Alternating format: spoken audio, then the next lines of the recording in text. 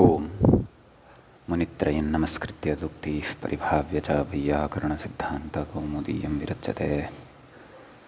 सर्वेभ्यः श्रोतृभ्यः नमः। अस्माभिः गतपाठे यद्यत् पठितं तद् एकवारं स्मरामः। वयं वैयाकरणसिद्धान्तकौमुदी इत्याख्यं ग्रन्थं पठन्तः स्मः। अस्य ग्रन्थस्य गतपाठे अच्सन्धिप्रकरणस्य सप्तषष्ठः पाठः अथवा सप्तषष्टितमः पाठः सम्पन्नः। अस्य पाठस्य सम्पन्नतया इदम् अच्सन्धिप्रकरणमपि सम्पन्नतां गतम्। तस्मिन् पाठे अस्माभिः ईदूतौ च सप्तम्यर्थे इत्यस्मिन् सूत्रे अर्थग्रहणं कुतः कृतं वर्तते, तस्य किं प्रयोजनं, तस्मिन् विषये विचारः कृतः। तत्र ज्ञातं च यत् समासवृत्तौ ईदन्तस्य सप्तम्याः अर्थस्य कस्मिंश्चित् अन्यस्मिन् अर्थे उपसङ्क्रमणं यदा जायमानं भवति अथवा जातं भवति, तादृशसमये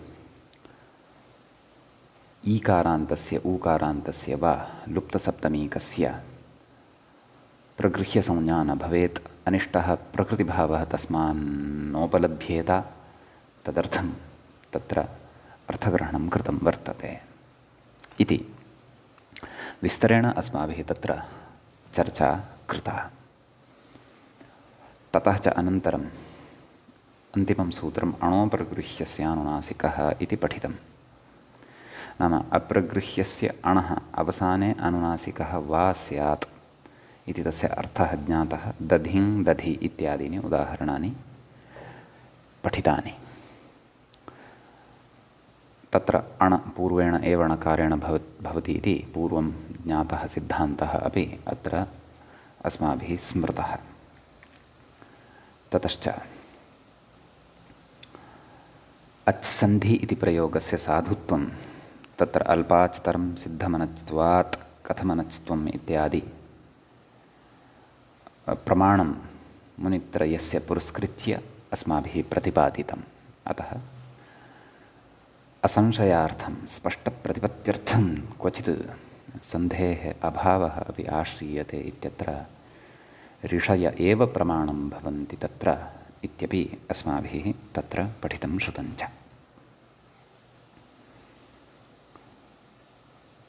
एतावता अच्सन्धिप्रकरणं गतपाठे सम्पन्नम्।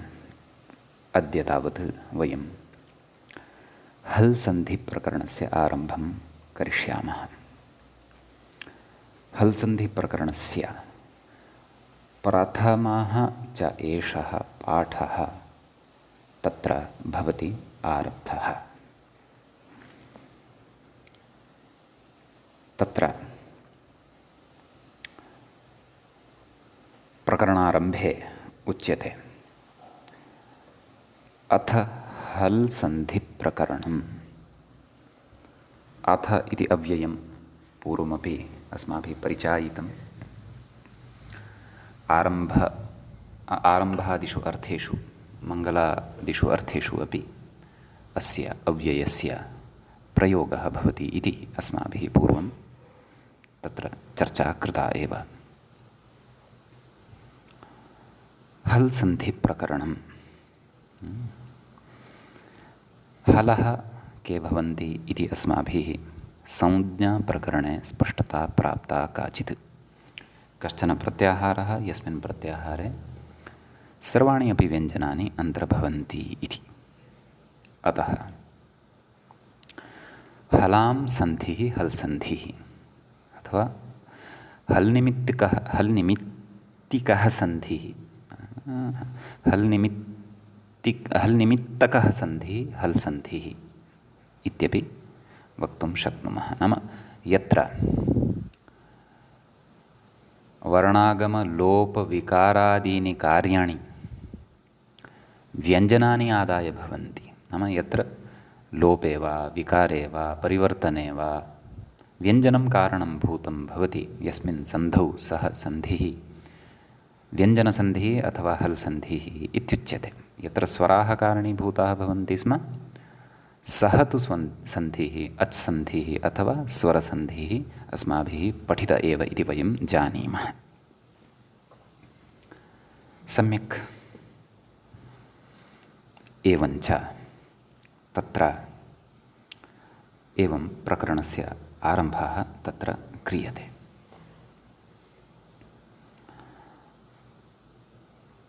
तत्र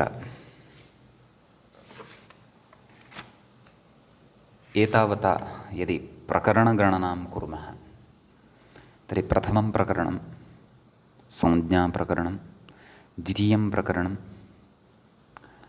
तत्र परिभाषाप्रकरणं, तृतीयं प्रकरणम् अच्सन्धिप्रकरणं, चतुर्थं प्रकरणं प्रकृतिभावप्रकरणं, पञ्चमं प्रकरणम् इदं हल् सन्धिप्रकरणं भवति इति वयं तत्र बुद्धौ स्थापयेम। सम्यक्। अतः ग्रन्थक्रमानुरोधेन वयं पञ्चमम् इदं प्रकरणं पठन्तः स्मः। सन्धिक्रमानुरोधेन तु वयं द्वितीयं सन्धिं पठन्तः स्मः इति। अतः एव तत्र पुस्तकेषु अथ हल् सन्धिप्रकरणम् इत्यतः अग्रे कोष्ठकयोः पञ्च इति संख्या उद्धृता दृश्यते। नाम आहत्य ग्रन्थस्य पञ्चमम् इदं प्रकरणम् अस्माभिः पठ्यमानम् अस्ति इत्यर्थः। सन्धौ तु द्वितीयं प्रकरणम् इति अपि स्मर्तव्यम्। एवञ्च तत्र प्रथमं सूत्रम् अस्य हल् सन्धिप्रकरणस्य व्याख्यात्रा अष्टाध्याय्याः अष्टमाध्यायस्य चतुर्थपादात् स्वीकृतं वर्तते। तत्रापि 40 सूत्रं भवति। सूत्रम् एवं स्तोश्चुनाश्चुः इति। एवं किल सूत्रे 3 पदानि सन्ति। स्तोः इत्येकं,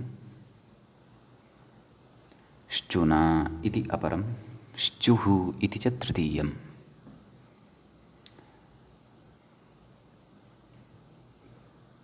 तत्र प्रथमं पदं षष्ठीविभक्तेः एकवचने भवति। यथा गुरुशब्दस्य गुरोः इति भवति खलु, तद्वत् स्तुशब्दस्य स्तोः इति भवति। श्चु इत्यस्य उकारान्तस्य शब्दस्य तृतीयाविभक्तेः एकवचने श्चुना इति रूपं भवति। श्चुः इति उकारान्तस्य एव प्रथमाविभक्तेः एकवचने भवति श्चुः इति सूत्रे विद्यमानानां पदानां विभक्तिपरिचयः। सम्यक्। तत्र एतेन सूत्रेण हल् सन्धिप्रकरणस्य प्रथमस्य अवान्तरभेदस्य आरम्भः भवति। अर्थात् श्चुत्वसन्धिः हल् सन्धिप्रकरणस्य एकः भागः, प्रथमः भागः अत्र स्वीकृतः ग्रन्थकारेण। तत्र यथा अस्माभिः बहवः भेदाः स्वरसन्धेः पठिताः तद्वत् अत्रापि पठिष्यन्ते। श्चुत्वं, ष्टुत्वम्, अनुस्वारः, परसवर्णः इत्यादि सर्वम् अत्र पठिष्यते। अतः श्चुत्वसन्धेः इदं सूत्रं स्तोः श्चुनाश्चुः। विभक्तिपरिचयः पदानां प्राप्तः। इदानीं तत्र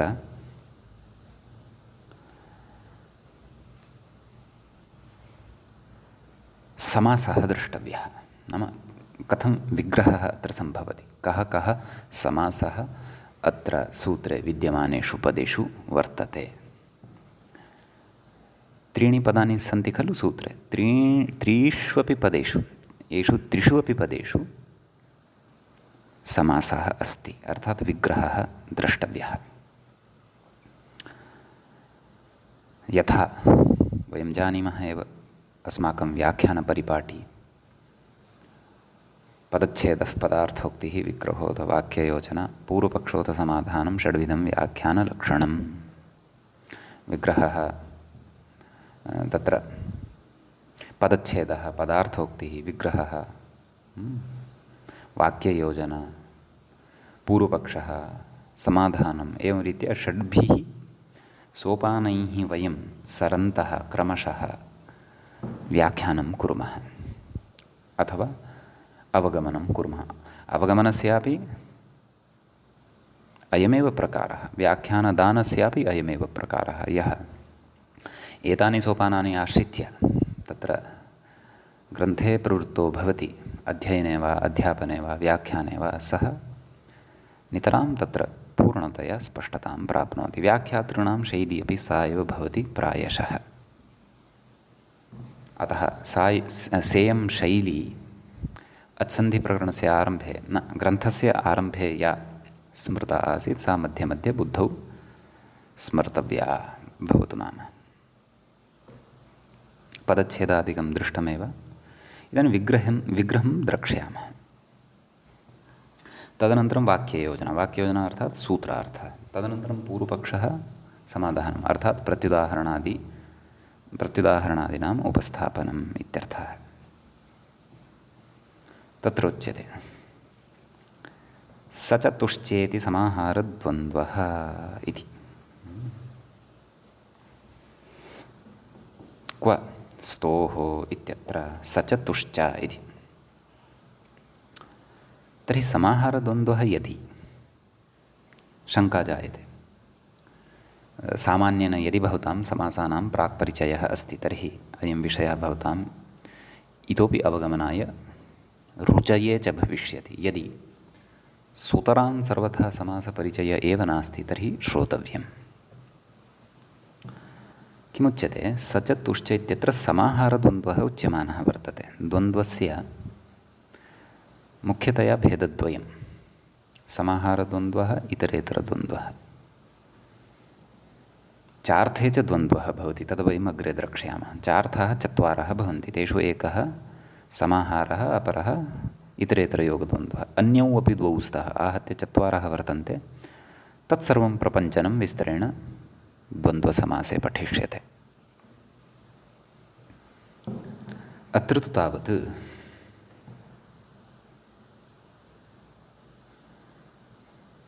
तत्र समाहारद्वन्द्वः इत्युच्यते। मित्राणि, समाहारद्वन्द्वे सर्वदा नपुंसकलिङ्गं भवति, एकवचनं च भवति। सूत्रे स्तोः इति एकवचनम् अस्ति सत्यं, परन्तु नपुंसकलिङ्गत्वं न श्रूयते। उकारान्तस्य अन्ते, तत्रापि षष्ठीविभक्तेः अन्ते ओः इति श्रवणं पुंलिङ्गे एव भवति, पुल्लिङ्गे भवति, नपुंसकलिङ्गे न भवति। नपुंसकलिङ्गे तु कथं श्रूयते? यथा वस्तु इति शब्दं स्वीकुर्वन्तु, नपुंसकलिङ्गे विद्यमाने, कथं तस्य रूपं भवति? वस्तुनः इति कथयामः।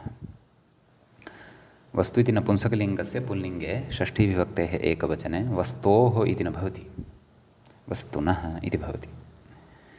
तर्हि तत्र समाहारे कश्चन नियमः अस्माभिः अग्रे पठिष्यते अथवा भवद्भिः श्रुतः स्यात्।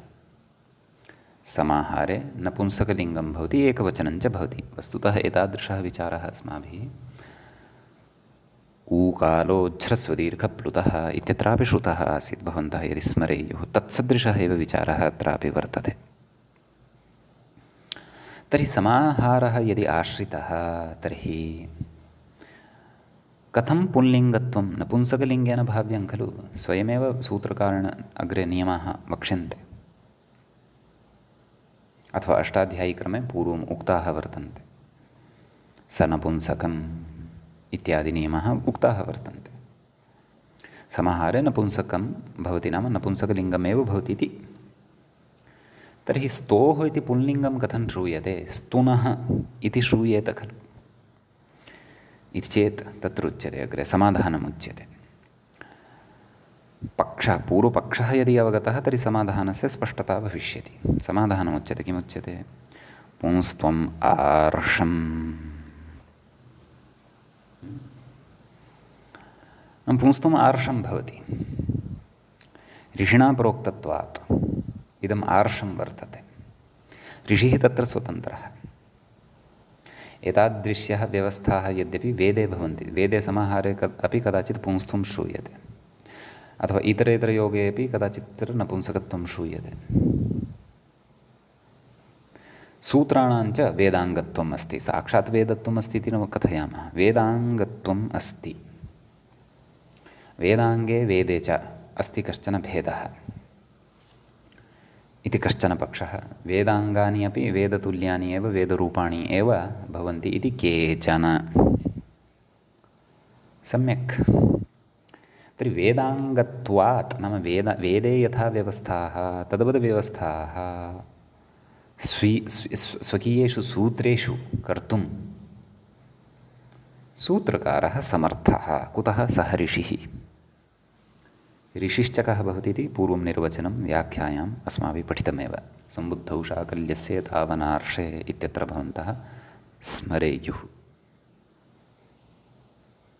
एवञ्च यदि अत्र समाहारे सत्यपि यदि पुंलिङ्गत्वं तर्हि तद् आर्षत्वात् साधुत्वं, साधु मन्तव्यम्, आर्षत्वात् तत् साधु वर्तते इति अस्माभिः मन्तव्यम्, अङ्गीकर्तव्यम् इत्यर्थः। सम्यक्। अग्रे कथयति, इतरेतरयोगद्वन्द्वो वा, नाम इतरेतरयोगद्वन्द्वः अपि आश्रयितुं शक्यते, परन्तु इतरेतरयोगद्वन्द्वे कदापि एकवचनं न भवति। इतरेतरयोगद्वन्द्वः यदि अत्र स्वीकृतः तर्हि एषा समस्या भवति। नाम इतरेतरयोगद्वन्द्वे कदापि एकवचनं न भवति। यथा रामश्च कृष्णश्च, रामकृष्णौ इत्येव भवति, रामकृष्णः इति न भवति। इतरेतरयोगद्वन्द्वः यदि आश्रितः, समाहारे तु नपुंसकमेव भवति। यथा रामश्च कृष्णश्च घनश्यामश्च, रामकृष्ण घनश्यामम् इति। समाहारः इतरेतरयोगश्च तद्विवक्षया भवन्ति, अग्रे ज्ञास्यते। सम्यक्। एवं तर्हि इतरेतरयोगद्वन्द्वः यदि उच्यते क्व स्तोः इत्यत्र, तर्हि तत्र एकवचनं न स्यात्, द्विवचनं स्यात् वा न वा? तर्हि स्त्वोः, यथा गुरुशब्दस्य पुंलिङ्गे षष्ठीविभक्तेः द्विवचने किं रूपं भवति? गुर्वोः, भान्वोः, भानुशब्दः पुल्लिङ्गे। तद्वदत्रापि द्विवचनस्य प्रयोगः कर्तव्यः। तर्हि स्त्वोः, स च तुश्च स्तू, तयोः स्त्वोः इति वक्तव्यं। परन्तु किमर्थं न उच्यते? अत्र तु द्विवचनं न दृश्यते। तत्र तु इतरेतरयोगद्वन्द्वः यदि आश्रीयते तर्हि एकवचनं कथं, द्विवचनं कुतो न? तत्र कथयति समाधानं। तथा सति एकवचनम् आर्षम्, ऋषिणा प्रयुक्तत्वात् इदम् आर्षञ्च सामर्थ्यं भजते एतादृशान् प्रयोगान् कर्तुम्। एवं खलु? इतरेतरयोगद्वन्द्वः यदि अस्माभिः अत्र मन्यते तर्हि एकवचनम् आर्षं, नाम ऋषिप्रयुक्तत्वात् तस्य साधुत्वं मन्तव्यं, वेदाङ्गत्वाद् वा सूत्राणां। सम्यक्। यदि तु समाहारद्वन्द्वः आश्रयणीयः तर्हि पुंस्त्वम् आर्षं मन्तव्यं। सम्यक् इति कश्चन विचारः कृतः। अग्रे कथयति, एवं श्चुनाश्चुरित्यत्रापि, श्चुना इत्यत्रापि तथैव, श्चुः इत्यत्रापि तथैव। श्चुना एवं किल। शच चुश्च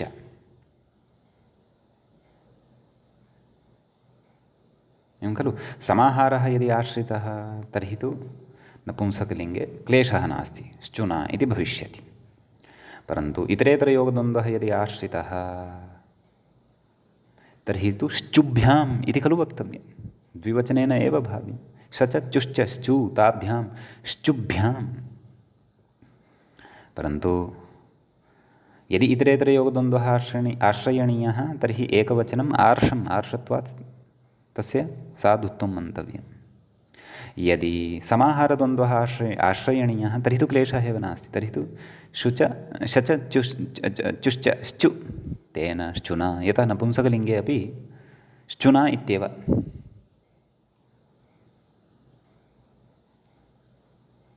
एवं खलु। एवं रीत्या तत्र सङ्गतिः कृता। अग्रे कथ्यते एवं श्चुः इत्यत्रापि शचचुश्च यदि समाहारः आश्रयणीयः तर्हि तु एकवचने नपुंसकलिङ्गे एव खलु प्रयोक्तव्यं श्चु। यदि इतरेतरयोगद्वन्द्वः आश्रयणीयः तर्हि तु शचचुश्च श्चू इति प्रथमाविभक्तेः एकवचने प्रयोक्तव्यं। परन्तु समाहारे सति पुल्लिङ्गम् आर्षत्वात् साधनीयम्, आर्षत्वात् साधुत्वं तस्य वक्तव्यं। यदि इतरेतरयोगद्वन्द्वः तर्हि इतरेतरयोगद्वन्द्वे एकवचनम् आर्षत्वात् साधनीयम् इति अस्य अभिप्रायः। कस्य? एवं श्चुनाश्चुरित्यत्रापि इति वचनस्य। समीचीनं। विशेषस्तु यदि सद्यः श्रुतं भोः परन्तु भवता किमपि उक्तं किम् उक्तं नावगतम् इति यदि अस्ति तर्हि चिन्तायाः विषय एव नास्ति। यावत् श्रुतं तावत्तु बुद्धौ स्थापनीयं। विशेषस्तु समासान् पठित्वा भविष्यति। समासप्रकरणे द्वन्द्वप्रपञ्चम् आरोढ्य चार्थे द्वन्द्वः इति सूत्रं पठित्वा आगच्छन्तु अत्र पुनः अक्षरशः सर्वं स्वयमेव भवतां स्पष्टं भविष्यति। तथापि अधुना यत् श्रुतं यावत् श्रुतं तस्य नूनमेव अग्रे कश्चन संस्कारः स्थास्यत्येव, चिन्ता मास्तु। अवधानेन श्रुतं चेत् पर्याप्तम्, अवगतं नावगतम् इति त्यज्यतां सद्यः। यत्नस्तु कृतः भवतु। अग्रे पुनः अत्र विशिष्टः कश्चन विचारः कथयति। श्चुना इति सहार्थे तृतीया अस्ति। केन तृतीया इति जिज्ञासायां तत्र उच्यते सहार्थे तृतीया। केन उच्यते? सह युक्ते प्रधाने इति एकं सूत्रं कारकेषु पठिष्यते। विभक्त्यर्थनिरूपणावसरे कथयिष्यते, पठिष्यते। सहयोगे तृतीया तेन उच्यते। अतः रामः मित्रेण सह विद्यालयं गच्छति इत्यादिषु यथा सहयोगे तृतीया उच्यते। तर्हि श्चुना इत्यत्र तृतीया श्रूयते खलु, सापि सहार्थे तृतीया वर्तते। तर्हि भवन्तः कथयन्ति भोः सहार्थे चेत् सः तु न श्रूयते सूत्रे, सहार्थे तृतीया तर्हि सः इत्यस्यापि श्रवणं भवेदेव खलु। अतः तत्र स्तोः श्चुना सहश्चुः इति खलु सूत्रं कर्तव्यं, परन्तु तथा नोच्यते। एवं खलु, तथा सूत्रं तु नोच्यते। तर्हि तथा सूत्रं यदि नोक्तं तर्हि कथं सहार्थे तृतीया इत्युच्यते? तदग्रे वक्ष्यते। ततः पूर्वं कथयति योगे इत्यध्याहार्यम्। नाम श्चुना सह योगे, नाम श्चुना योगे अर्थात् श्चुना सह योगः यदा भवति तदा एता नाम योगे इत्यस्य शब्दस्यापि अध्याहारः तत्र कर्तव्यः इति। अध्याहारश्च कः इति पूर्वम् उक्तमेव। कथयति ततश्च सह शब्दयोगाभावे अपि, नाम सह शब्दस्य यदि योगः नास्ति, नाम सः शब्दः साक्षात् सूत्रे न पठितश्चेदपि तदर्थस्य गम्यत्वात्, नाम तस्य अर्थः यदि तत्र गम्यमानः अस्ति अथवा अर्थः तत्र प्रसङ्गानुरोधेन उपस्थितः जायमानः अस्ति तृतीया युज्यते नाम तृतीया विभक्तिः तत्र युज्यते अर्थात् सहार्थे तृतीया इति उच्यमानमस्ति खलु अस्माभिः। तर्हि तत्र सः सः इति शब्दः सः इति शब्दः न पठितश्चेदपि तृतीया भवति। एवं वा पूर्वपक्षी पृच्छेत् एवं वा कः नियमः तत्र इत्येतत् नियमः नास्ति अस्मादेव निर्देशात्। सः इति शब्दस्य अप्रयोगे सति सहार्थः केवलः गम्यमानः अस्ति चेदपि तृतीया विभक्तिः भवति अस्मादेव निर्देशात्। कस्मात् निर्देशात्? स्तोश्चुनाश्चुः। अत्र सहार्थः अस्ति परन्तु सः शब्दः साक्षात् नास्ति, तथापि तृतीया विभक्तिः प्रयुक्ता। अतः आचार्यस्य एतादृशः व्यवहारः यत् सहार्थे अपेक्षिते सति अथवा सहार्थे गम्यमाने सत्यपि सहार्थे गम्यमाने सः शब्दस्य अश्रवणे अथवा अप्रयोगे सत्यपि तृतीया प्रयुक्ता प्रयोक्तुं शक्यते इत्यत्र आचार्यस्य अयं व्यवहारः तत्र ज्ञापकः भवति। अतः रामः मित्रेण सह विद्यालयं गच्छति इत्यपि प्रयोक्तुं शक्नुमः, रामः मित्रेण विद्यालयं गच्छति इत्यपि प्रयोक्तुं शक्नुमः। यद्यपि अत्र अन्यदपि ज्ञापकं स्वीकुर्वन्ति। किं सूत्रमेव अस्ति पाणिनेः एकं, किं वृद्धो यूना तल्लक्षणश्चेदेव विशेषः इति। तत्र वृद्धो यूना सह इति विवक्षा अस्ति, परन्तु तत्र सहार्थे सत्यपि सः विनापि तत्र सूत्रकारेण तृतीया प्रयुज्यते। स चायं विषयः इतोपि परिस्फुटः इतोपि स्पष्टतमः भविष्यति यदा वयं विभक्त्यर्थप्रकरणे अर्थात् कारकप्रकरणे तत्रापि तृतीयां विभक्तिं पठिष्यामः, तत्रापि सह युक्ते प्रधाने इति सूत्रं पठिष्यामः। तदा मूले एव वृद्धो यूना इत्यादि ज्ञापकमादाय सह विना अपि तृतीया विभक्तिः भवति इति विषयः तत्र विस्तरेण पठिष्यते। सम्यक् अस्यापि यावत् श्रवणं भवद्भिः कृतं तल्लाभाय अग्रे भविष्यति। पूर्णतया च अयं विचारः नावगतः तर्हि अधुनैव भवन्तः कारकप्रकरणे सहयुक्ते प्रधाने इति सूत्रे अङ्कन्या पादटिप्पणीं लेखितुं शक्नुवन्ति यद्मया। सहयुक्ते प्रधाने इति समग्रं सूत्रं पठित्वा स्तोश्चुनाश्चुः इति सूत्रस्थः विचारः पूर्णतया अवगन्तव्यः अस्ति इति। सम्यक् तत्रोच्यते। अस्तु, तर्हि यावान् विषयः अवगतः तावत्तु उत्तमं, समग्रतया अवगतः तथापि उत्तमं, नापि अवगतः चेदपि चिन्तायाः विषयस्तु नास्ति। अस्तु, एषा एव शास्त्रे प्रवेशस्य परिपाटी भवति। सर्वं सर्वत्र तत्समये एव अवगम्येत इति अपेक्षितं नास्ति। केचन विषयाः कालक्रमेण शास्त्रस्य पौर्वापर्यसम्बन्ध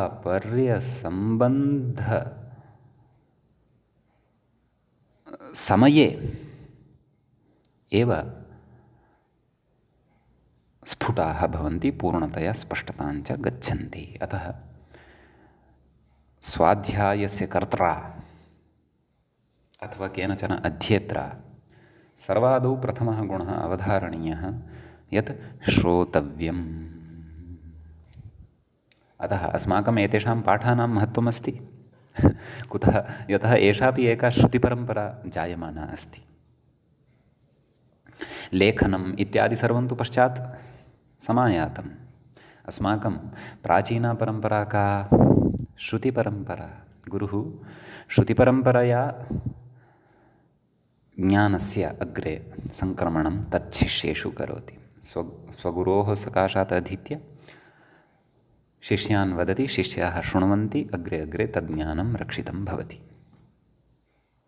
परन्तु अत्र भेदः अयमेव यत् अहं न गुरुः, अहं तु एकः सामान्यः विषयस्य प्रतिपादकः। यञ्च विषयं भवन्तः श्रुत्वा अवधारयन्तः सन्ति तावदेव। अस्तु, तदाह अग्रे गच्छामः व्याख्यायां। तदाह किमाह तत् श्रोतव्यं कथयति। सकारतवर्गयोरित्यादिना। अत्र सूत्रार्थे प्रवेशात् पूर्वम् इतोपि कश्चन वक्तव्यः विशेषः, यत्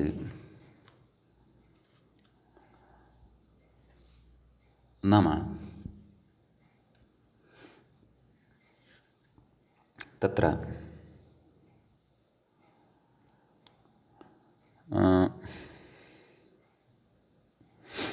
संहितायाम् इत्यपि अधिकारः अत्र अन्तर्भवति।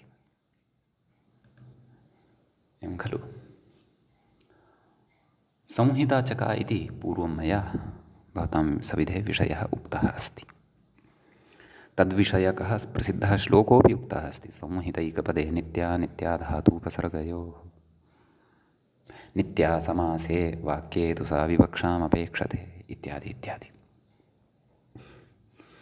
नाम संहितायामेव इमानि अपि कार्याणि भविष्यन्ति। भवतु नाम एतत् मया स्मारणीयमिति कृत्वा अत्र स्मारितम्। इदानीं सूत्रार्थे प्रविशामः। किं कथितं? सकारतवर्गयोरित्यादिना। नाम सूत्रार्थं पश्यन्तु। सकारतवर्गयोः का विभक्तिः अस्ति? षष्ठी। का परिभाषा तर्हि उपतिष्ठते? षष्ठी स्थाने योगा, अर्थात् सकारतवर्गयोः स्थाने इति अर्थः खलु आगच्छति। सर्वम् अस्माभिः मूलभूतं पठितम् अस्ति। अतः सूत्रार्थम् इतोपि सूक्ष्मतया अथवा आन्तं सरलतया अवगन्तुं ताः सर्वाः परिभाषाः स्मर्तव्याः। अतः सकारतवर्गयोः स्थाने तु कः भवति? तवर्गः। पूर्वं पठितं खलु। कूचूटु तूपु एते उदितः। अतः उदितः सन्तः एते अणुदितसूत्र प्रवृत्तिद्वारा स्वस्य सवर्णानामपि ग्राहकाः भवन्ति। अतः तु अर्थात् तथ दध न। स्तु अर्थात् सकारः, तु अर्थात् तथ दध न। श्चु अर्थात् शकारः, च छ ज अपि च चु अर्थात् च छ ज झञ्। श्चु अर्थात् शकारः, नाम तृतीयपदे शकारः च छ ज झञ् इति च। सम्यक्। अतः तत्सर्वं बुद्धौ स्थापनीयम्। किं कथयति? सकारतवर्गयोः अर्थात् आहत्य अत्र कति वर्णाः अन्तर्भवन्ति? षड्वर्णाः। प्रथमः सकारः, अन्ये च तवर्गस्थाः पञ्चवर्णाः। तथ दध न आहत्य षड्वर्णाः सकारसहिताः एते भवन्ति। समीचीनम्। अतः उच्यते सकारतवर्गयोः। अयमर्थः कुतः आगतः? सूत्रे विद्यमानात् स्तोः इत्यस्मात् पदात् आगतः। नाम एतयोः स्थाने अथवा एतेषां वर्णानां स्थाने, केषां वर्णानां स्थाने? स तथ दध न एतेषां वर्णानां स्थाने।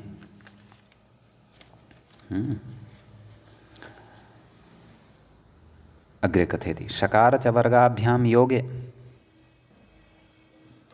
नाम येषां स्थाने किमपि भविष्यति, किं भविष्यति तद् वक्ष्यते। परन्तु यद् भविष्यति तत्र केषाञ्चन वर्णानां योगः अपेक्षितः वर्तते। तेषां वर्णानां सन्निधिः अपेक्षितः वर्तते। सन्निधिशब्दोऽपि पुल्लिङ्गे। के ते वर्णाः इति चेत् शकारचवर्गाभ्यां योगे, अर्थात् शकारः च छ ज झञ् एते षड्वर्णाः। नाम एतेषां षण्णां वर्णानाम् अथवा षट्सु कस्यचित् वर्णस्य योगे, अर्थात् पूर्वं ये पठिताः सकारचवर्गाः, नाम सकारः चवर्गवर्णाश्च, तेषां स्थाने केचन वर्णाः भविष्यन्ति। के वर्णाः भविष्यन्ति तत्तु ज्ञास्यते अग्रे। परन्तु एतेषां स्थाने ते वर्णाः तदैव भवितुम् अर्हन्ति यदि सकारचवर्गैः सह शकार न सकारतवर्गैः सह सकारतवर्गवर्णैः सह शकारच्यवर्गवर्णानां योगः यदि भवति तदा एव उदाहरणेषु स्पष्टीभविष्यति। सम्यक्। तर्हि तेषां सकारतवर्गवर्गाणां स्थाने सकारतवर्गवर्णानां स्थाने के भवन्ति इति जिज्ञासायाम् अग्रे कथयति। शकारचवर्गौ स्तः। शकारचवर्गाः भवन्ति इत्यर्थः। नाम यैः शब्दैः सह योगः अपेक्षितः ते शब्दाः अपि शकारचवर्गाः एव वर्तन्ते। ये च सकारतवर्गवर्णानां स्थाने आगमिष्यन्ति ते अपि शकारचवर्गवर्णाः एव सन्ति। सम्यक्। एवञ्च क्रमशः तत्र वयं पश्यामः यदि तर्हि तत्र सकारतवर्गवर्णानां स्थाने शकारच्यवर्गवर्णाः भवन्ति यदि सकारतवर्गवर्णैः सह शकारच्यवर्गवर्णैः योगः कृतः भवति। सम्यक्। इति सूत्रार्थः अस्माभिः मूले पठितः श्रुतः। इदानीं व्याख्याता किं कथयति तत् पश्यामः। कथयति अत्र स्थान्यादेशानां यथासङ्ख्यं भवति। अस्माभिः यद्यपि तत्र यथासङ्ख्यमनुदेशसमानाम् अस्मिन् ग्रन्थे नाम यथासङ्ख्यमनुदेशसमानाम् इति सूत्रम् अस्मिन् ग्रन्थे यद्यपि एतावता न पठितमस्ति, अग्रे पठिष्यते। यवलपरे यवलावेति वाच्यमिति वार्तिकम् आगमिष्यति, तत्र पठिष्यते। परन्तु इको यणचि इति सूत्रपठनसमये यथासङ्ख्यमनुदेशसमानाम् इति सूत्रम् अस्माभिः तत्र पठितं वर्तते व्याख्यासु। समसम्बन्धिः विधिः तत्र समानां भवति इति यथासङ्ख्यं बोध्यः। समसम्बन्धी विधिः यथासङ्ख्यं बोध्यः इति तस्य सूत्रस्य अर्थः। तस्य च अर्थपूर्वकं केचन विचाराः अस्माभिः पूर्वम् उक्ताः सन्ति। इदानीम् एतत् सूत्रानुरोधेनापि तस्य सूत्रस्य अथवा तस्याः परिभाषायाः अपेक्षा अस्ति इति कृत्वा ईषदुच्यते। परिभाषा अपि अनन्तरम् आगच्छतु नाम, परन्तु अत्र यद् उक्तवान् व्याख्याता तस्य वचनस्य अभिप्रायः अस्माभिः सरलतया आदौ अवगन्तव्यः। ततः परं तत्र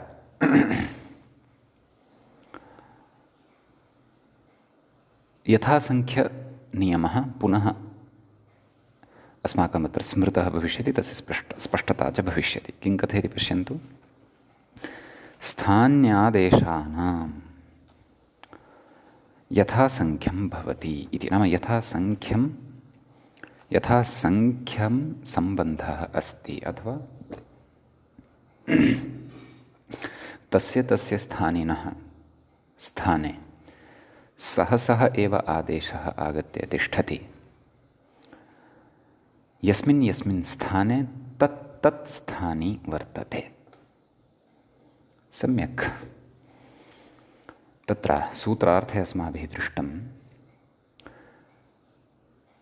सकारस्य तवर्गस्य च स्थाने अर्थात् एतेषां षण्णां वर्णानां स्थाने शकारः च वर्गः च भवति। अर्थात् शकारः च वर्गः एते आहत्य षड्वर्णाः भवन्ति। तर्हि स्थानिनः के? सकारः तवर्गवर्णाश्च। आदेशाः के? शकारः चवर्गवर्णाश्च। स्थानिनः कति? षट्। आदेशाः कति? षट्। तर्हि अत्र यत्स्थानापन्नं स्थानी अर्थात यस्मिन् स्थाने स्थानी तिष्ठति तस्य स्थाने तत्स्थानापन्नः एव आदेशः भवति। यथा प्रथमः स्थानी कः? सकारः। आदेशेषु प्रथमः स्थानी कः? शकारः। अतः अस्य प्रथमस्य स्थानिनः स्थाने शकारः एव आगच्छति। एवमेव द्वितीयं स्थानी अथवा द्वितीयः स्थानी कः? तवर्गस्य प्रथमः वर्णः तकारः। आदेशेषु द्वितीयः स्थानी कः? चवर्गे प्रथमः वर्णः चकारः। अतः तकारस्य स्थाने द्वितीयः आदेशः चकारः एव आगच्छति। एवमेव तृतीयस्य स्थाने तृतीयः, चतुर्थस्य स्थाने चतुर्थः, पञ्चमस्य स्थाने पञ्चमः, षष्ठस्य स्थाने षष्ठः एव आदेशः भवति। भवन्तः अथवा वयं प्रथमस्य स्थानिनः स्थाने द्वितीयं, तृतीयं, पञ्चमं वा आदेशं कर्तुं न शक्नुमः। कुतः? यथासङ्ख्यनियमविरोधात्। नाम एतादृशीं व्यवस्थां सा एव परिभाषा वदति। सा तत् परिभाषासूत्रं वर्तते, यथासङ्ख्यमनुदेशः समानः। अतः अत्र अस्माभिः प्रथमस्य स्थानिनः स्थाने प्रथमः एव आदेशः विधेयः। द्वितीयः, तृतीयः, चतुर्थः, पञ्चमः, षष्ठो वा विधातुं न शक्यते। तद् उदाहरणेषु अपि स्पष्टीभविष्यति इति अभिप्रायः अस्याः पङ्क्तेः। कस्याः? अत्र स्थान्यादेशानां यथासङ्ख्यं भवति इति व्याख्यात्रा या पङ्क्तिः अग्रे उक्ता तस्याः। समीचीनम्। तत्र अग्रे कथयति, ततश्च सकारस्य शकारः। नाम सूत्रार्थम् अयमपि स्वपक्षात् सरलीकृत्य बोधयन्नस्ति। अर्थात् सकारस्य शकारः अर्थात् आदेशः भवति इत्यर्थः इति योजनीयमत्र पङ्क्तौ। अग्रे कथयति, तवर्गस्य चवर्गः। तवर्गः यः अस्ति तस्य स्थाने चवर्गः भवति क्रमशः। अग्रे कथयति, तत्रापि तथदधनानाम् अर्थात् एते ये पञ्चवर्णाः वर्तन्ते तथदधन क्रमेण च छ ज छ ज्ञाः इति फलितम्। नाम तस्थाने च, थस्थाने छ, दस्थाने ज, धस्थाने झ, न स्थाने ञ एते आदेशाः भवन्ति। अत्र इतस्ततः कर्तुं नैव शक्यते। कुतः? यथासङ्ख्यमनुदेशः समानः इति परिभाषानुरोधेन। सम्यक्। अग्रे कथयति, तथा दधा न इत्यादिक्रमस्य अपि अनादिलोकसिद्धत्वात् इति। नाम तवर्गे तथ दध न एवं रीत्या एव वर्णाः भवन्ति। त अनन्तरं न, तदनन्तरं थ, तदनन्तरं द, अनन्तरं ध एवं वर्णाः कुतः न भवन्ति इति जिज्ञासा जायेत। केन अयं क्रमः उपनिबद्धः इति यदि केनापि प्रश्नः क्रियते, न कश्चन अस्य कर्ता अयमेव इति वक्तुं वयं न शक्नुमः। कथयति तत्र, इति क्रमस्य अपि अनादिलोकसिद्धत्वात् इति। यथा लोकः कुतः आरब्धः? यद्यपि अस्माकं कालगणनायाम् आर्याणां कालगणनायां तु सृष्टेः आरम्भात् प्रलयं यावत् सर्वापि कालगणना क्रियते। एकैकस्यापि क्षणस्य सिष्टेः आरभ्य तत्र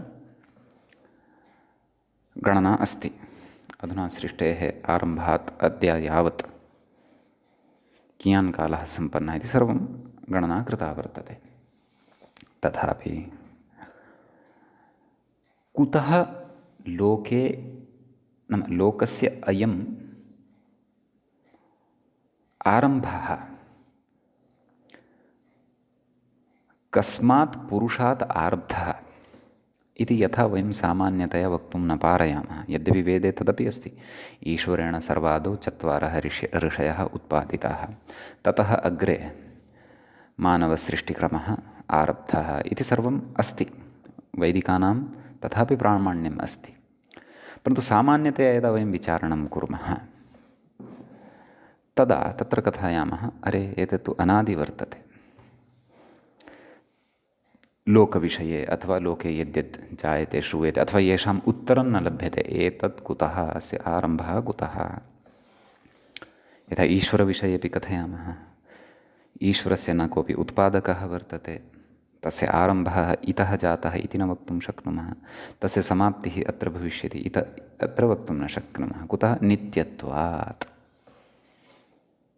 अतः अयं यः तत्र वर्णक्रमः बोधितः चवर्गेषु वर्गेषु कुचुटुतुपु एतेषु, अयं क्रमः केनचन व्यक्तिविशेषेण तथा न बद्धः, परन्तु अनादिकालात् अयमपि वर्णक्रमः कश्चन लोके अस्ति, सः एव आश्रियमाणः वर्तते एतावत् पर्यन्तं। यद्यपि सत्यम्, एषा कल्पना यद्यपि कस्यचित् मानवस्य एव अस्ति, परन्तु कः अस्य क्रमस्य उपनिबन्धनस्य कर्ता इति न वक्तुं शक्यते। यथा संस्कृतलोके तेषां व्यवहारः श्रूयते, तद्वत् अत्र यावत् तत्र तस्य अनुकरणं क्रियते। पाणिनिना एते साक्षात् पठिताः इति न कथयामः, परन्तु ध्वनिताः।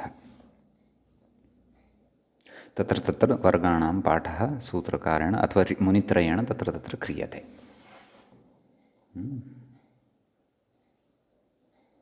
यथा सूत्रमस्ति चुटु, तत्र चु अर्थात् कः? चवर्गः। टु अर्थात् कः? टवर्गः।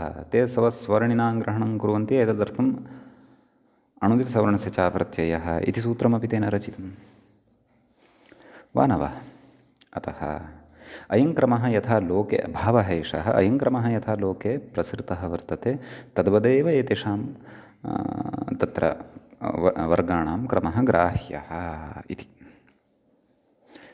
अस्मिन् क्रमे अपि तत्र अनन्तरं विद्यमानः वर्णः पूर्वं पठनीयः इति अस्माभिः कर्तुं न शक्यते, लोकविरुद्धत्वात्।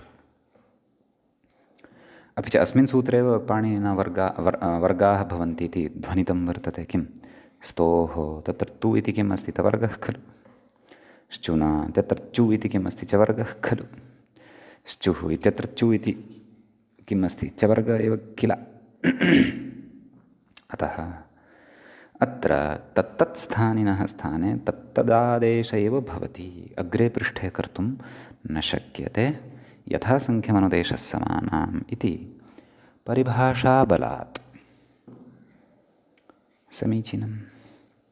अग्रे कथयति, श्चुना योगे। तत्र सूत्रे पठितं खलु अस्माभिः श्चुना, मूलसूत्रे श्चुना, तस्य कः अर्थः? श्चुना सह योगे इति। अर्थात् तस्य सूत्रार्थे कथं विवरणं लभ्यते? शकारचवर्गाभ्यां योगे, तत्र सह इति मध्ये योजनीं, शकारचवर्गाभ्यां सह योगे, नाम एतेषां सकारतवर्गवर्णानां स्थाने शकारचवर्गवर्णाः भवन्ति, परन्तु कदा? यदि सकारतवर्गैः सह शकारचवर्गाणां योगः भवति। अथवा शकारचवर्गवर्णैः सह एतेषां सकारचवर्गाणां योगः भवतु तदा एव तच्च इतोपि विषयः स्फुटः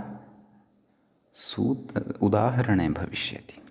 कथयति तत्र कथयति श्चुनायोगे इत्यत्र न यथासङ्ख्यम् इत्युत्तरसूत्रे वक्ष्यते। नाम योगविषये तु एषः नियमः नास्ति। कः नियमः? यथा सकारस्य स्थाने शकारः एव भविष्यति, द्वितीयः तकारस्य स्थाने द्वितीयः चकारः एव भविष्यति इति नियमः यैः शब्दैः अथवा येषां शब्दानां योगः अपेक्षितः अस्ति सकारतवर्गेण सह तद्विषये नास्ति। सकारस्य स्थाने शकारः एव भवति सत्यं, परन्तु तेन सकारेण सह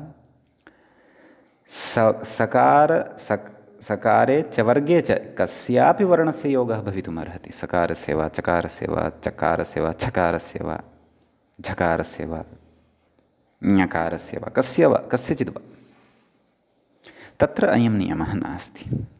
कुतः नास्ति? तेऽपि षडेव किल। अतः यैः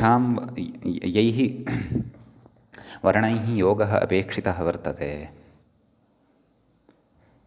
तत्रापि यथासङ्ख्यमनुदेशसमानाम् इति परिभाषायाः उपस्थितिः भवितुमर्हति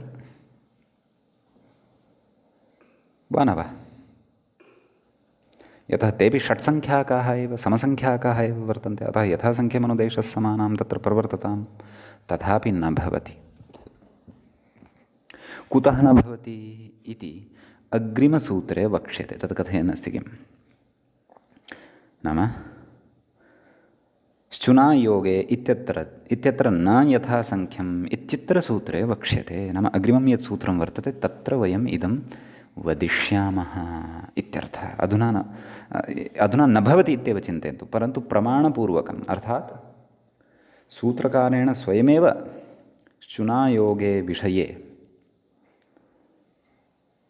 तत्र यथासङ्ख्यमनुदेशसमानाम् इति न प्रवर्तते इति विषयः स्वयमेव सूत्रकारेण तत्र ध्वनितः वर्तते। तद् अग्रिमसूत्रपठनानन्तरम् अथवा पठनसमये सः विषयः अस्माकं स्पष्टः भविष्यति।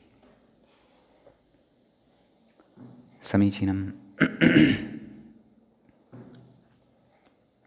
अग्रे कथयति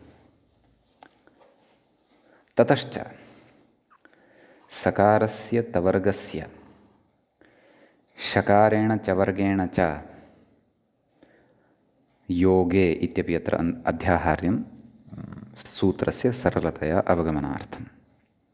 अग्रे उच्यते यथासम्भवं योगे सत्यम् उक्तमेव क्षन्तव्यः। यथासम्भवं योगे अर्थात् पुनः पठन्तु सकारस्य तवर्गस्य शकारेण च वर्गेण च यथासम्भवं योगे अर्थात् सकारः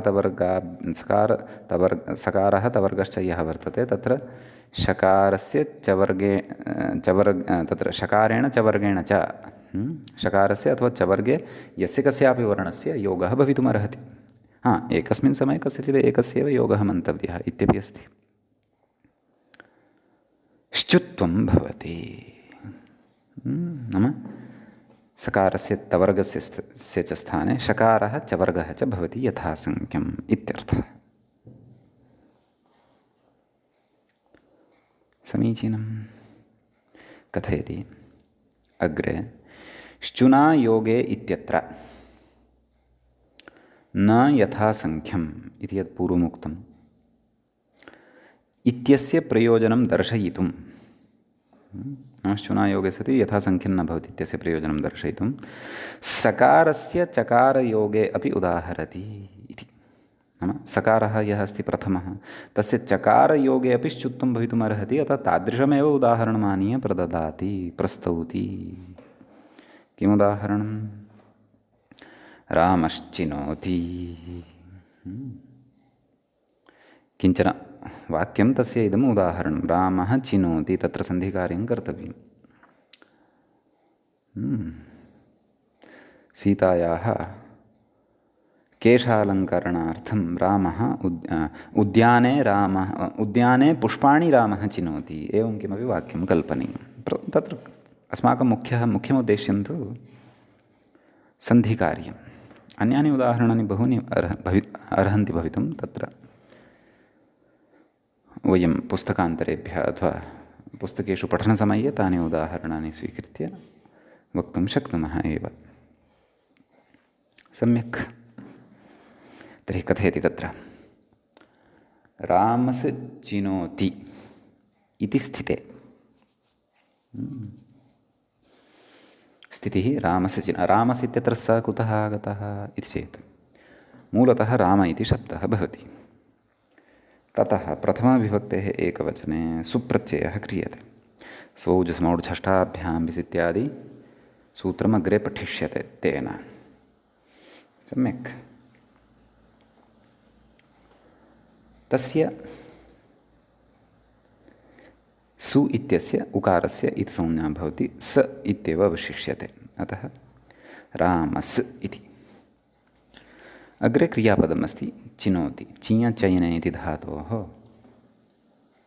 लट्लकारे प्रथमपुरुषे एकवचने चिनोति इति रूपं भवति। कथयति रामश्चिनोति इति स्थिते। कथयति चवर्गयोगात् सकारस्य शकारः। पश्यन्तु, रामस् इत्यत्र स्थानिषु प्रथमः अस्ति स। तेन सह यस्य श्चु इत्यस्य योगः अपेक्षितः सः प्रथमः नास्ति, परन्तु सः तु श च वर्गेषु द्वितीयः अस्ति। प्रथमः कः तत्र श, द्वितीयः कः चकारः। अतः अस्मिन् विषये यथासङ्ख्यनियमः न प्रवर्तते इत्यर्थः। अतः परन्तु स इत्यस्य स्थाने यः आगमिष्यति सः तु आदेशेषु प्रथमः एव आगमिष्यति। तदेव कथयति सकारस्य शकारः। अतः रामश् चिनोति मेलनेन रामश्चिनोति इति रूपं सिद्धं भवति। एवं खलु। अग्रे कथयति श्चुनायोगे इत्यत्रापि यथासङ्ख्याश्रयणे तु इह सकारस्य शकारयोगाभावात् शकारो न स्यादिति भावः इति। एवं खलु। नाम श्चुना एव योगः अपेक्षितः इति यदि कथयामः, श्चुना योगे इत्यत्रापि यथासङ्ख्यनियमः यदि अपेक्षितः इति यदि कथयामः, तर्हि प्रकृते नाम रामश्चिनोति प्रकृते सकारस्य शकारयोगाभावात्, नाम सकारस्य शकारेण सह योगः तु नास्ति अत्र तु सकारस्य चकारेण सह योगः अस्ति। सम्यक्। योगः च अत्र अव्यवहितः एव ग्राह्यः इत्यपि चिन्तनीयम्। अत्र भवन्तः चकारेण योगः अस्ति, चकारानन्तरं यः इकारः अस्ति तेनापि योगः अस्ति इति न वक्तुं शक्नुवन्ति। अव्यवहितः एव, मध्ये कोऽपि न भवेत्। वयं पश्यन्तः स्मः रामस् इत्यत्र सकारानन्तरं चकारः अस्ति, न तु इकारः, न च नकारः, न च ओकारः, न च तकारः, न च इकारः। चिनोति इत्यत्र। अतः कथयति यदि श्चुनायोगे इत्यत्रापि यदि यथासङ्ख्यनियमः आश्रितः स्यात् तर्हि रामस् चिनोति इत्यत्र तु सकारेण सह शकारस्य योगः एव नास्ति। अत्र तु शकारचवर्गयोः द्वितीयः अस्ति चकारः। तर्हि तथा यदि नियमः आश्रितः स्यात् तर्हि तु अत्र शकारः एव न स्यात्। तर्हि तु रामस् चिनोति इत्येव भवति स्म। कदापि सन्धियुक्तं रूपं यदपेक्षितं रामश्चिनोति तत्तु नैव सूत्रान् लभ्यते स्म इत्युच्यते। अत एव तत्र तन्नाम श्चुनायोगे इति पक्षे यथासङ्ख्यमनुदेशस्समानाम् इति एषः नियमः नोपतिष्ठते इत्यर्थः। सम्यक्। अग्रेपि अत्र कानिचन उदाहरणानि सन्ति। तेषाम् उदाहरणानां रूपसिद्धिः अस्माभिः अग्रिमे पाठे करिष्यते। अग्रे अद्य पठितं विषयं वयं सम्यक् चिन्तनं कृत्वा बुद्धौ स्थापयेम। यतः सद्यः अत्र सरलता अनुभूयेतापि परन्तु एते विषयाः सूक्ष्मतया स्पष्टाः अपेक्षिताः भविष्यन्ति। यथा उत्तरोत्तरम् अग्रे अस्माकं विचारस्तरः ऊर्ध्वं गमिष्यति मूले अपि। यथा एतत् सम्बद्धाः अग्रे निषेधाः पठनीयाः सन्ति। अत्रैव मङ्गलं क्रियते। मुनित्रयं नमस्कृत्य उक्तिः परिभाव्य च वैयाकरणसिद्धान्तकौमुदीयं विरच्यते। सर्वेभ्यः श्रोतृभ्यः नमः। एवञ्च हल् सन्धिप्रकरणस्य अस्य प्रथमः पाठः एषः सम्पन्नतां गतः। नमः सर्वेभ्यः श्रोतृभ्यः।